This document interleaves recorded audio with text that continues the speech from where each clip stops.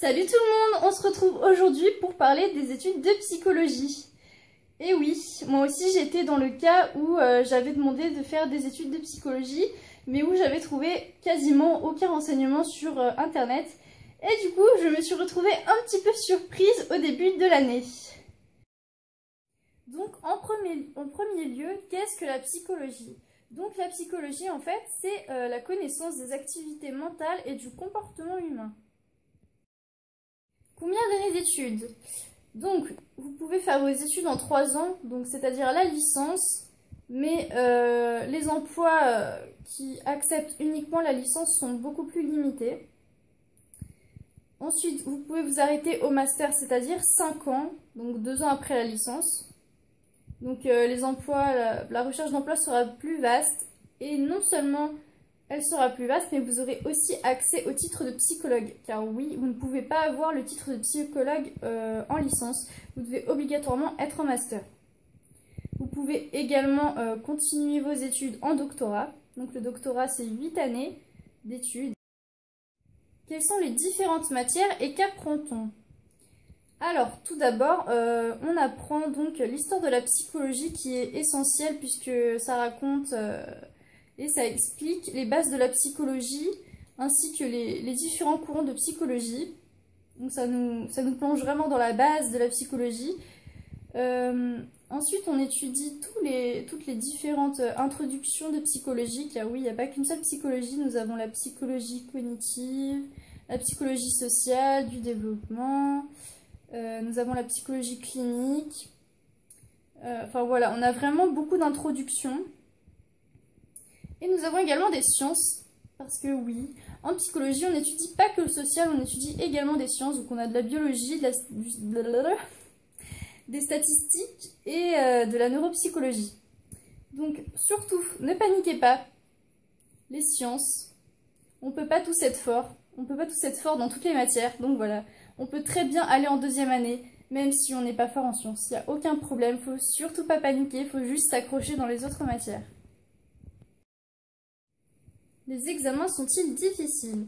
Alors pour ma part, je pense qu'il n'y a pas de réponse à cette question, tout simplement parce que en psychologie, on est vraiment énormément d'étudiants.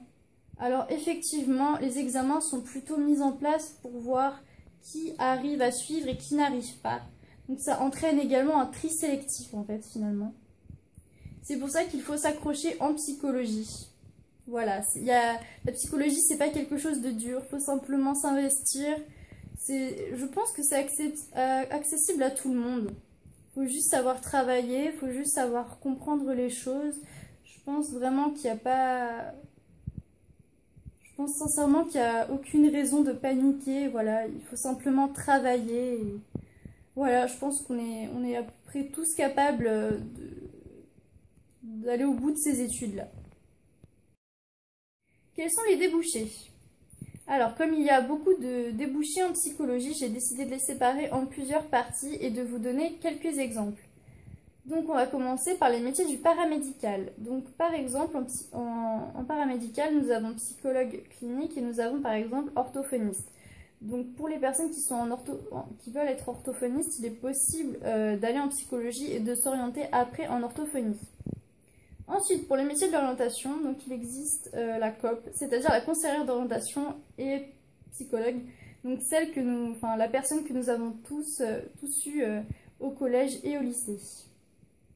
Ensuite, pour les métiers de l'enseignement, nous avons tout ce qui est professeur et maître de conférence. Oui, c'est possible de devenir professeur ou maître de conférence en psychologie. Ensuite, nous avons les métiers de la recherche, donc par exemple psychologue expérimentaliste. Et pour finir, les métiers du social, nous avons par exemple psychologue du travail ou psychologue de l'enfant. Donc voilà, c'était juste quelques exemples, mais il y a vraiment énormément de travail en psychologie. Maintenant, je vais vous parler de ma propre expérience. Donc, je suis en première année de psychologie et j'aimerais atteindre le master tout simplement pour avoir le titre de psychologue et du coup pratiquer ce métier. Tout simplement car j'aimerais beaucoup aider les personnes qui ont besoin de parler, qui ont des problèmes. Voilà, j'aime aider, j'aime comprendre les gens, j'aime comprendre les choses, j'aime analyser, j'aime être à l'écoute, j'aime être attentive. Donc voilà. Donc c'est vrai que je suis assez, on va dire, assez têtue, disons ça comme ça.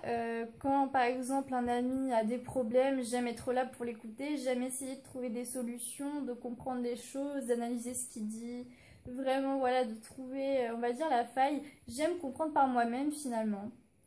Donc voilà.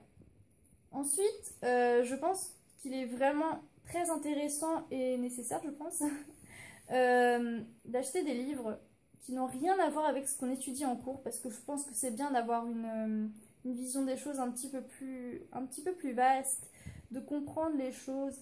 Donc c'est pour ça que j'ai décidé dans les prochaines vidéos de vous faire des haul books avec les livres que je pense utiles de lire quand on est en psychologie ou quand on ne l'est pas. Parce que je sais très bien que certaines personnes ne sont pas en études de psychologie, mais qu'elles aiment bien étudier tout ça. Donc voilà, je vous ferai des vidéos par rapport à tout ça. Je vous fais plein de gros bisous.